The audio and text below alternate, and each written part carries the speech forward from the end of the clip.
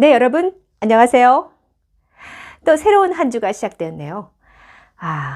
그런데 오늘 날씨가 굉장히 뭐라 표현해야 할까요? 해괴망측하더라고요. 제가 이제 그 외출을 해가지고 하루 종일 이 밖에서 이제 볼 일이 있어가지고 뭐 여기 갔다가 저기 갔다가 왔다 갔다 했는데, 바람이요. 눈발이 날리는 거는 뭐 저리 가라고 바람이 굉장히 세게 불러가지고 뭐 제가 썼던 모자도 날아가고 아주 진짜 이 꽃샘추위가 한겨울의 추위만큼보다 더 추운 것 같습니다.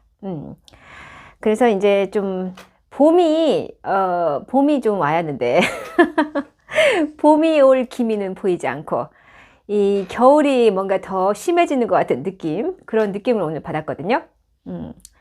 자, 그런데 이 봄이 오는 소식과 함께 우리가 또 새롭게 주목해야 할 산업군이 있어요. 메타버스니 뭐 NFT니 아무튼 2차 전지 아무튼 이 기술적인 차원에서의 진화가 상당히 빠른 속도로 진행되고 있는 가운데 우리가 조금 간과했던 산업군이 있는데 그게 바로 농업 분야예요. 농업 분야가 IT 기술 또는 빅데이터랑 결합이 돼가지고 상당히 빠르게 지금 변하고 있거든요. 그래서 우리가 이제 어찌 보면은 농업하면은 제1차 산업 또는 그 굉장히 그 전근대적인 산업이라고 인식이 되어 있긴 하지만 지금 현재의 농업 또는 앞으로 차세대 농업은 완벽하게 탈바꿈을 해서 이 스마트폰 기반의 스마트 농업 또는 데이터 농업으로 이 변화될 것이다 라는 이제 그러한 내용들이 많이 지금 나오고 있어요. 그래서 제가 이제 우리나라의 지금 스타트업 가운데 이 스마트폰 기반으로 해서 이 빅데이터를 기반으로 한 그런 AI 기술 접목을 해가지고 스마트 농업으로 지금 뭔가 새로운 농업의 제2의 혁신을 이룩하고 있는 그러한 기업들 몇몇을 소개하면서 이제 스마트 농업이 이 전 세계의 경영 흐름인 ESG와 어떻게 맞닿아 있는가를 좀 같이 관련을 시켜서 여러분께 소개해 드리겠습니다. 네. 자, 이 스마트 농업 또는 데이터 농업, 스마트팜은 좀 들어보셨죠? 이 스마트팜은 이제 도시 농업이라고도 불리고, 그러니까 이 실내에서 이제 이 적정한 온도와 습도를 이제 좀 주어지면은 뭔가 양식을 할 수 있는 채소나 과일들을 이제 이렇게 재배할 수 있는 그러한 조건을 이제 갖춘 곳, 그런 그 실내 농업도 스마트팜으로 들어가고요. 또 요즘에는 이 지하철에서 이 식물을 재배한다고 해요. 이제 일명 메트로팜이라고 하는데요. 메트로팜과 관련된 또 뉴스가 나왔더라고요. 상도역, 상도역에서 이제 굉장히 큰 범위, 이제 거기 상도역 지하철에 좀 상당히 좀 큰 공간이 남아 있었나 봐요. 거기를 이제 서울시의 공무원들이 이제 아이디어를 모아가지고 메트로팜, 그러니까 이제 이 지하철 역사 내에 이 한마디로 스마트팜을 만든 거예요.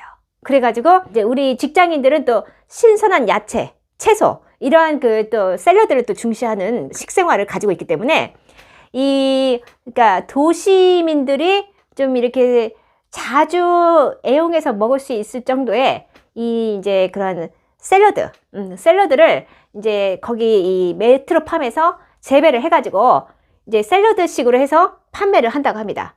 이제 보니까 자판기 형식으로 해가지고 거기에 이제 작게 이제 포장을 해서 이 샐러드를 이제 판매를 하는 것 같더라고요. 상당히 좀 일반 샐러드보다도 가격도 경쟁력이고, 그리고 이제 오고 가면서 사람들이 이제 오가면서 그 이제 샐러드를 저렴한 비용으로 직접적으로 바로 이제 사 먹을 수 있는. 그러니까 상당히 좀 이렇게 그 공간 활용을 참 잘했다. 지하철 역사 내의 빈 공간을 활용한 이 스마트팜을 잘 지금 아이디어를 상당히 잘 활용을 했고, 그리고 그러니까 역사 내가 상당히 좀 공기가 아무래도 산소가 부족하지 않습니까? 그런데 거기에서 이제 채소를 기름으로써 이제 채소에서 나오는 광합성, 그러니까 이 산소가 나오겠죠. 그래서 역사 내의 공기가 아주 깨끗하게 정화되는 효과까지도 맛볼 수 있다라고 해서 일석이조의 효과를 보고 있다고 해요. 그래서 지금 이 도시농업이 상당히 좀 이제 다양한 형식으로 전파되고 있고 발전하고 있다라는 생각이 들었거든요. 자, 이 모든 것이 결국은 이 스마트 농업이라는 것이 시작됨으로써 이 메트로팜, 스마트팜 이런 게 가능해진 거거든요. 그러면 여기서 이제 이 스마트팜 또는 스마트 농장, 스마트 농업이란 뭐냐? 결국은 IT 기술과 기존의 재래식 농업을 결합해가지고 나온 새로운 양식이에요. 그러니까 한마디로 이 기존 논밭에 신바람이 불었다? 이렇게 볼 수 있겠죠. 그래서 이제 기존에는 그 매일매일 달라지는 어떤 자연 환경 또는 기후에 상당히 많이 이제 취약했죠. 그래서 기후변화에 많이 의존적인 그런 농업을 해왔다면 이 스마트 농업으로 가면서부터는 데이터를 이제 수집을 해가지고 이 농업을 컨트롤할 수 있게 되는 거예요. 그거는 이제 결국 우리가 가지고 있는 스마트폰이 이 농작물을 재배하는데 필요한 온도 또는 습도 또 토질 또 뭐 이런 그 이제 농장의 크기 규모 이런 것까지 싹 이 스마트폰에서 그런 것들을 다 측정을 해가지고 가장 적합한 온도는 몇이고 가장 적합한 수분은 얼마나 줘야 하고 뭐 이런 것들, 이런 전반적인 것들을 다 측정을 해가지고 서비스를 하는 단계에 왔다. 농업이 이제 기후나 어떤 자연 환경에 의존적이었던 농업에서 탈피해서 자연 환경이 어떻게 변화할 것이다 라는 것을 미리미리 예측을 해서 거기에 이렇게 대응할 수 있는 그러한 선제적으로 대응할 수 있고 또 데이터 기반의 농업을 하니까 상당히 뭐라 하죠? 효율적인 그러한 이 자원을 아낄 수 있는 농업으로 지금 변화하고 있다. 이런 차원에서 스마트 농업이라고 할 수가 있고요. 또 하나 지금 농업이 뜨고 있는 것 중에 하나가 지금 오미크론 변이가 확산되고 있고 또 코로나19가 좀 장기화됐잖아요. 사실 전 세계적으로 지금 노동력이 부족해진 거예요. 노동력이 부족해져 가지고 그러니까 한마디로 물류 공급망이 지금 많이 와해가 돼 가지고 그러니까 농작물도 제때제때 비료도 넣고 또 이제 제때제때 거두어 들여야 하는데 한마디로 농업 자체도 작황이 좋지 않다고 합니다. 노동력이 제때제때 이 공급이 안 되는 바람에 식량난이 발생할 가능성이 높아졌다 라고 지금 월스트리트 저널에서 최근 보도가 나왔어요. 그래서 결국은 인류 전체에게 지금 식량 공급의 문제는 뭔가 생존과 연관되는 문제가 되었다. 게다가 지금 이제 코로나19를 겪으면서 이 노동력이 와해가 되고 공급망이 이제 뭔가 이게 불안정하게 되면서 이 적절한 시기에 적절한 어떤 과일이나 채소나 곡물을 이렇게 공급받지 못하는 국가들이 늘어나고 있다는 거예요. 물론 이제 저개발 국가일수록 식량난이 더 크긴 하겠죠. 이런 식으로 이제 이 농업이 가지고 있는 어떤 자연 환경적인 또는 자연적 한계가 있죠. 그것을 IT 기술로 극복하고자 하는 그러한 새로운 스마트 농업이 등장을 하고 있다. 그리고 이러한 기술 기반의 농업은 앞으로 이제 빅데이터, 클라우드, 사물 인터넷을 이제 결합한 그런 기술 기반으로 이제 농업이 변화해 가면서 이 생산성과 품질 향상이 크게 좋아질 것이다. 그래서 이제 이 농업 부분에서의 생산과 가공과 유통과 또 이제 소비 전반에 이르기까지 이 스마트폰으로 농부가 원격으로 조절할 수가 있어 가지고 이제 이 저 멀리에 있는 농작물도 이 스마트폰으로 뭐 비닐하우스든 그 농장 자체를 이제 자동으로 이 조절할 수 있게 돼 가지고 마치 스마트 공장처럼 그렇게 해서 이 농작물의 재배 환경 또는 생육 환경을 관리할 수 있게 되었다.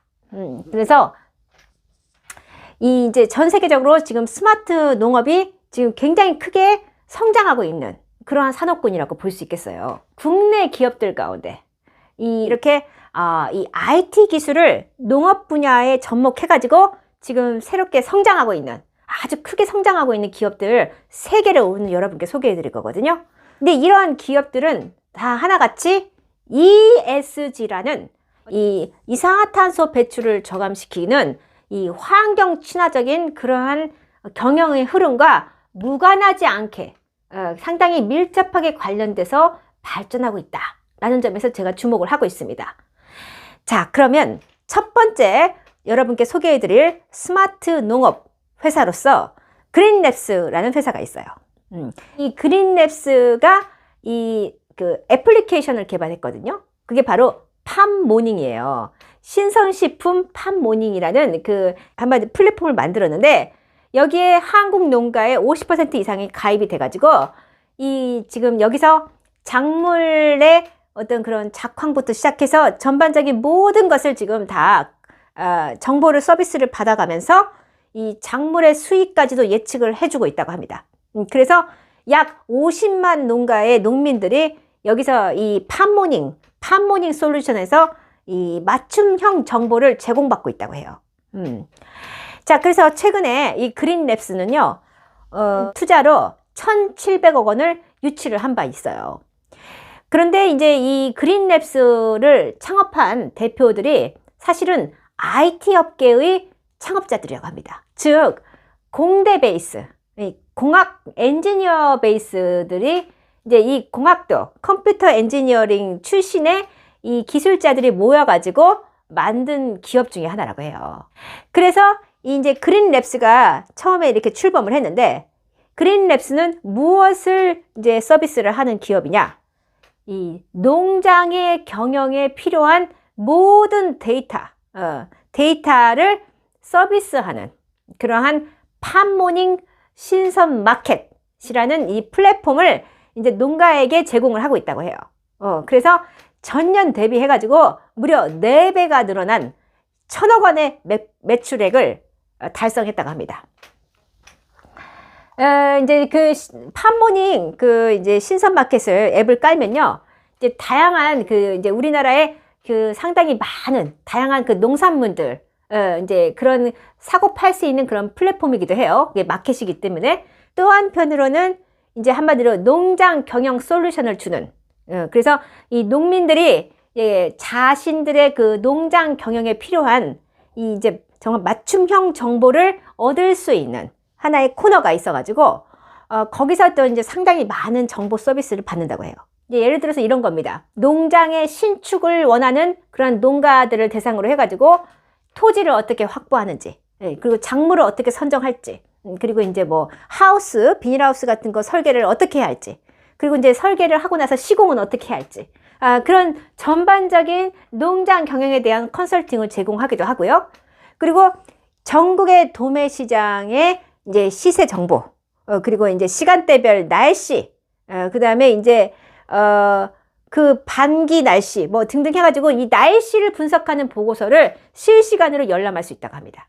그리고 또 이제 이 특정 작물에 해당되는 병해충 정보와 그 병해충을 예방하기 위한 농약의 정보, 그리고 이제 잡초에 대한 그런 뭐 잡초 제거제 이런 정보들, 또 그 다음에 비료에 대한 정보, 또 이제 이런 각각의 이제 작물들의 유통 시세, 그리고 또 이 판매할 수 있는 여러 가지 다양한 도소매 채널, 그리고 이제 이 생산과 유통에 대한 전반적인 정보를 이 팜모닝 신선마켓 여기서 다 그거를 받아볼 수 있다고 합니다. 네.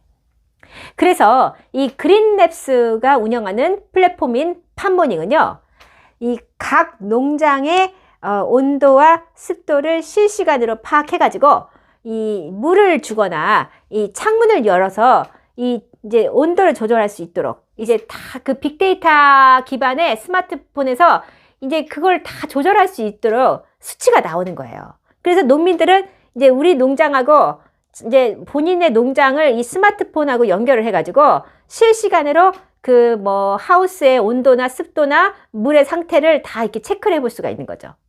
그래서 농작물의 실시간의 상태, 작황 이런 것들을 이제 보면서 가격을 또 예측할 수 있는 서비스까지 준다고 합니다.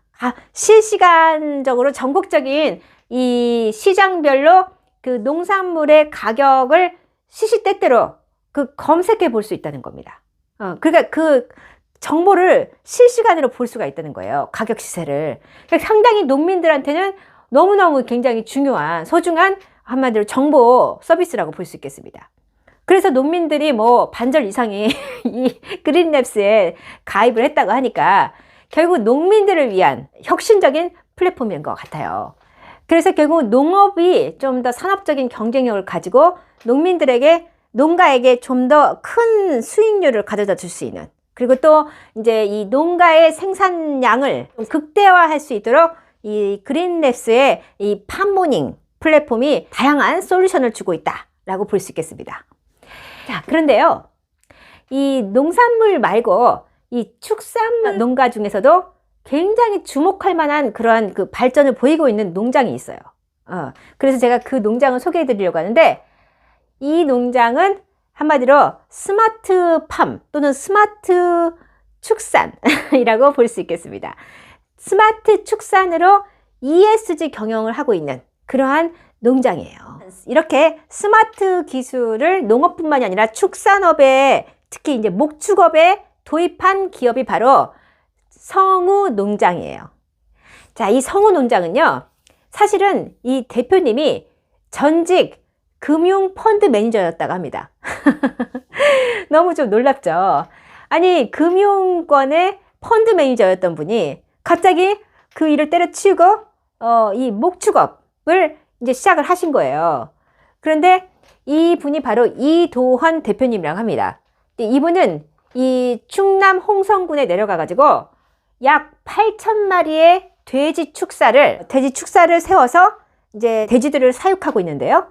거기에 그냥 축사가 아니라 첨단 IT 기술을 접목을 해가지고 이제 그 동물들의 이 돼지들의 분뇨 있죠. 그 분뇨가 굉장히 또 악취가 심하지 않습니까? 그리고 이제 또 그것이 이제 토양 속으로 이제 스며들면은 나중에 수질 오염까지 일으킬 수 있거든요. 그래서 이러한 악취와 오염원이 될 수 있는 그 분뇨들을요, 악취가 섞인 그 분뇨들을 모아가지고 바이오가스 플랜트를 만들어 버린 거예요. 그래서 바이오가스 플랜트에서는 이제 이 분뇨들을 완벽하게 하나의 그 새로운 폐열 자원으로 만드는 겁니다. 그래서 한마디로 그 동물들의 그 메탄가스 있죠. 그 메탄가스 자체를 아예 그냥 폐열로 이렇게 열 처리를 해가지고 온실 사업을 위해서 사용할 수 있도록, 그러니까 분뇨를 모아다가 그거를 이제 바이오가스 처리가 되는 공장으로 만들어 가지고 그 바이오가스를 에너지원으로 해서 그걸 이제 폐열이라고 하는데, 그 폐열로 이제 마을 전반, 마을 기업들이 이거를 한마디로 이 에너지원으로 사용할 수 있도록 그렇게 기부를 하고 있다고 해요. 그러니까 바이오가스를 에너지원으로 해서 마을 기업들한테 이걸 또 이게 배분을 한다는 겁니다. 정말 대단한 사회적 공익 활동을 하고 있는 그러한 상당히 좀 이분이야말로 사회사업가인 것 같아요. 사회적 기업이 따로 있지 않습니다. 이런 분이야말로 사회적 기업가예요. 이 동물들의 메탄가스로 인한 이 환경 오염을 이제 축소하고 이 상생을 하는, 결국은 ESG 경영을 하고 있다라는 점에서 주목할 필요가 있다고 생각해요. 그래서 제가 지금 이제 여러분께 두 개의 기업을 소개해 드렸는데, 지금 앞에서 소개해드린 그린랩스는 농민들의 탄소 배출권을 시장에 내다가 팔 수 있도록, 그래서 그것을 기업들이 사가는 그러한 형태의 지금 탄소 배출권 거래 플랫폼을 만들고 있다고 하거든요. 그래서 이제 그린랩스는 농민들을 위한 IT 기술을 개발했을 뿐만 아니라 농민들에게 그 농작물을 재배하는 과정을 통해서 그 이산화탄소를 이렇게 포집할 수 있는 그러한 어떤 유기농업을 하게 되면 탄소 배출권으로 그 보상을 해주는, 금전적인 보상을 해주는 그러한 또 플랫폼도 지금 준비를 하고 있기 때문에 ESG 기업의 하나로서 이 그린랩스가 상당히 모범적인 사례라고 저는 봤거든요.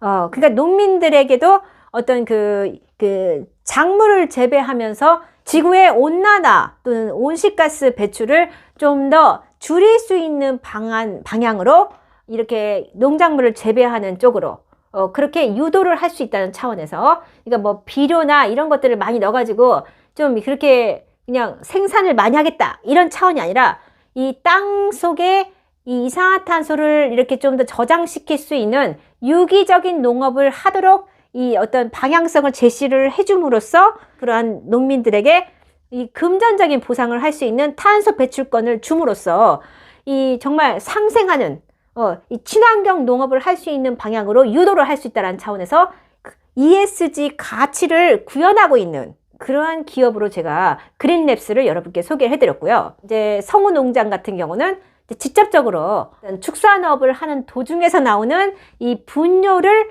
완벽하게 바이오가스 원으로 이제 변환시켜서 그것을 바탕으로 이 폐열로 만들어 가지고 농장 그 마을 주민들과 마을 기업들에게 이것을 다시 돌려주는 자원 순환 체계, 완벽하게 이 분뇨를 바이오가스로 만드는 그러한 이 자원 순환의 시스템을 통해서 정말 순환 경제의 모범을 보이고 있는 ESG 경영을 하고 있다라고 봐서 제가 이 두 개의 기업을 소개해 드렸고요. 하나가 더 있어요. 또 이 기업도 굉장히 놀라운 빅데이터 기반에 제가 이 기업은 따로 영상을 찍겠습니다. 왜냐면 이 기업은 완전히 지금 글로벌 기업이 돼버렸어요. 주요 고객사 한 50개가 다 글로벌 기업들이에요. 내노라는 지금 그 식품 회사들이 주요 고객사로 지금 있거든요. 그래서 이 기업 자체가 이미 전 세계 고객사를 기반으로 한 글로벌 스타트업이 돼버렸기 때문에 이 회사가 유니콘으로 등장하는 것은 시간 문제라고 생각하거든요.